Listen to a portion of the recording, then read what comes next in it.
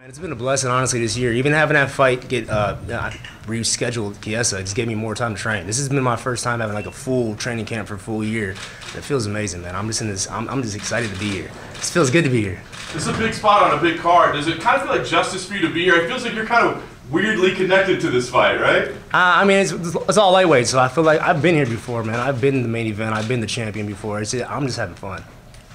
The idea that you guys are the backup plan, you know, I mean, obviously it's a big fight in itself, but the idea that that could be there, did that factor into your decision at all in taking this fight and wanting to be on this card? No. You know what? I came to Vegas after Kevin Lee was talking mad trash. You know, me and Kevin were boys, and then he comes out and says all that stuff. So, you know, I came to Vegas, had the meeting with Dana and Sean Shelby. I'm like, put me and Kevin on Vegas or New York. I wanted to fight in New York.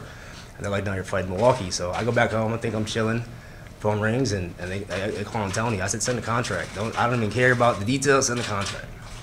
So you're not thinking at all about, I mean, I wonder in this position if either you or Tony are kind of like, you know, if something bad happens this week, I might get a shot at a title. Well, that's in the back of my head, but I mean, I'm fighting Tony Ferguson, bro. A guy like that made me wake up motivated every day. It felt good to get up motivated. Like, I got this guy in front of me in a couple weeks. The world's going to be watching, and he's a killer, and I'm a killer, so it's going to be killer be killed. What about that matchup? I mean, the two of you guys' styles looks like it could be some insanity out there. Well, you guys know me, man. I come to fight, and he comes to fight. So, I mean, it's a great recipe for a great fight for you guys. And last thing for me, I mean, is this a #1 contender fight in your mind? Who knows, man? I feel like it's not about the rankings no more. It's about popularity. If I go out there, I pull off a Showtime kick, I'm getting a title shot. You know, so it just all depends on who the fans want to see fight. What do you think about the Nate Diaz-Dustin Poirier matchup coming up in New York? Yeah, I think that's a great matchup. I mean, I haven't seen Diaz in a long time. I fought Dustin. I know what he brings, and I think that's a great matchup. It's a huge matchup for the lightweight division.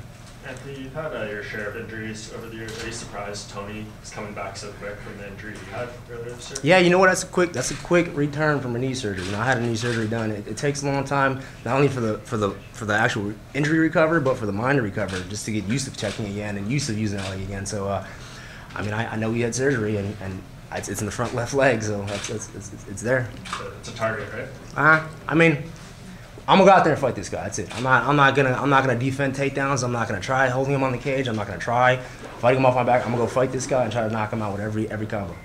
You know, you said you're having fun now. You've been at it for quite a while. Do you enjoy things? You take more time and appreciate them more now than you did maybe when you were younger? Yeah, I got it thrown at me, man. I came into UFC. I was a champion a year and a half, 2 years. Not even 2 years. I was a champion of the UFC. WEC. We all know how that ended. So.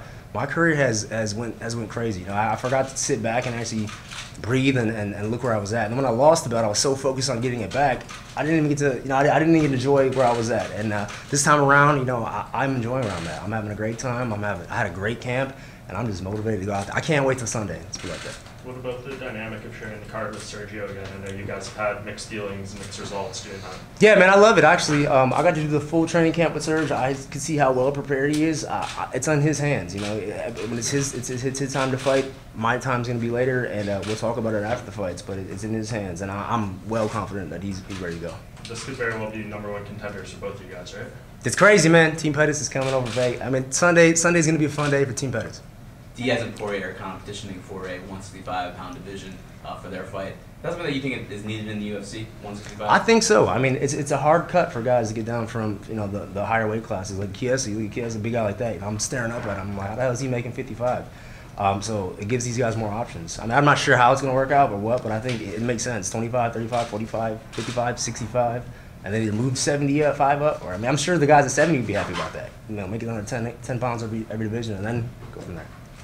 I know a lot of times when you and your brother fight on the card, you know, it's emotional for both of you. Will you even watch his fight ahead of yours? Yeah, this time I'm in watching everything. I'm gonna go and smell the air. I'm gonna breathe in everything. I'm having a good time right now. I got chills talking about it. I'm excited.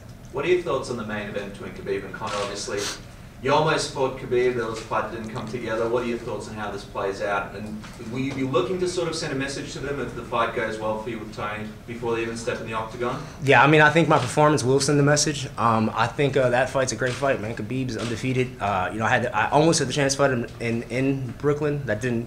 I think the media pushed that harder than it was. I really didn't have a guaranteed answer that I was, you know, fighting Khabib. So it was almost there. You know, it got me excited. But you know, now I'm here. I'm fighting Tony. The main event's a great fight. Conor McGregor, Khabib. I mean, they're both killers. What would excite you more, a fight with Khabib or Conor McGregor, depending on sort of who wins the UFC 229? What excites you more in a matchup? Whoever has the belt. You talked to me ahead of your last fight about getting away from the wrestling, getting back to what makes it fun for you. How have you approached this camp? Is it kind of the same philosophy? Same exact way, and I had a blast. It felt good to have fun training again. You know, I was happy to go to the gym. I was motivated to go to the gym. I've gotten so much better, and I can't wait to show it. Yourself excluded, who's the best lightweight in the world right now? Khabib. So you think he beats Conor? No, I think Conor wins. Knockout. Why? I don't know. I don't know what round, because Khabib gets hit and Conor has the ability to put him away. Have you just seen holes in the striking game with Khabib? And I mean, we all have seen holes in the striking game. We saw his last fight against Al, and you know, we've seen how he performed. If he comes like that against Conor, I mean, it's the wrong guy to go against. So I'm sure he's motivated. I'm sure Conor's motivated, but I'm picking Conor. So is it just a case of styles make fights, or do you think whoever has the belt is the rightful best lightweight in the world? Wait, what do you mean? Because you said Khabib is the best lightweight in the Oh world. yeah, he's the champ. I mean, Khabib's the current champion. I mean, so Conor has to go over and prove it again. Where does Tony rank in that conversation? I mean, he's in the longest winning streak in the history of this weight class. Yeah, but who's he fought? That's what we got to look at. I mean, who did he win the belt against? I mean, even Khabib, who did he win the belt against? Like, he didn't win the belt against the world champion. So we're in a weird spot.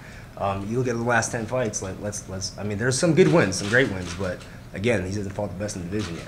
So who do you feel is the rightful champion of the division then? Do you feel maybe Conor McGregor might have that claim because he beat Eddie Alvarez, who's technically... Well, I think Conor's win over Eddie solidifies him more as a champion than Khabib beating Al Quinta. I mean, that's just facts. So the belts, it is where it is. They had to do it for the business. They had to move it forward. But if it was true to the game, I mean, Conor would be the champion. Have you watched some of Tony's workout videos on I do, yeah. I mean, Tony's a killer, man. I respect this guy as a fighter, but I'm gonna go out there and try to whip his ass. He seems kind of like an unorthodox type of guy. Is that something that's to worry about going to a fight because you don't really know what he's going to do? He's unpredictable. Well, that's why his success is so great, I think. And that's how I used to be. I used to be so comfortable in the chaos that I just pull off a guillotine, I pull off these submissions. I make these guys so uncomfortable with the chaos, the submissions and the knockouts happen, and that's what he's doing for himself, too. So I'm excited about it. Do you see some of yourself in him a little bit? No, I don't. I think he has a totally different style. I don't think anybody in the UFC has my style. I think I have a very different style, and when I'm true to my game, everybody leaves with a smile on their face. The fans get what they pay for. Given his style, are you surprised he's won as many fights in a row as he has? That he hasn't just been caught at some point or made a mistake? Nah, the dude's Mexican, bro, and I train with Mexicans. The Mexicans are tough. I'm Mexican. These Mexicans are tough, and if you have a little bit of skill and you're Mexican, you can go a long way. Anthony, you're around your brother all the time, and he hasn't won a title yet. You have. What do you think is, like, if there is one, a difference just in how that motivation works when you've had it and you're trying to get it back, or when you haven't had it yet? I stopped thinking about that, man. I stopped trying to get it back. I mean, I'm on my title run right now. This is my real title run. This is gonna be the real title run where I get to hold on to this. I'm ready for it now. Before I was too young, I took it for granted. I took it for granted. You know, I was in a spot where I wasn't ready for it, and that had to happen. You know, I went back, I watched the RDA fight. I appreciate what happened in that fight. I showed some heart, I showed some great things, and I know that's there. And that right there, I think that me watching that fight freed me. You know, I wasn't trying to chase the belt. I wasn't trying to erase RDA. Trying to grow from it, and that's where I'm at now. Would you say you're in a better place mentally now than you were probably even when you had the title? Because it seems like you're a little bit happier. Man, I feel so good. Everything from my private life, my fiance, my daughter, my gyms, my businesses. Man, it feels good. How much? I mean, it sounds like it's liberating, but was that dark place necessary? That dark place was me. I made that dark place happen. I let all these comments and all the Instagram, social media, all the talk about Pettis is too old, he needs to retire, he needs to wrestle. I let that get in my head, and that made the dark place. I was in my own dark place until I just figured it out. Like, I just got to get out of there, have fun, train again, and the results will show.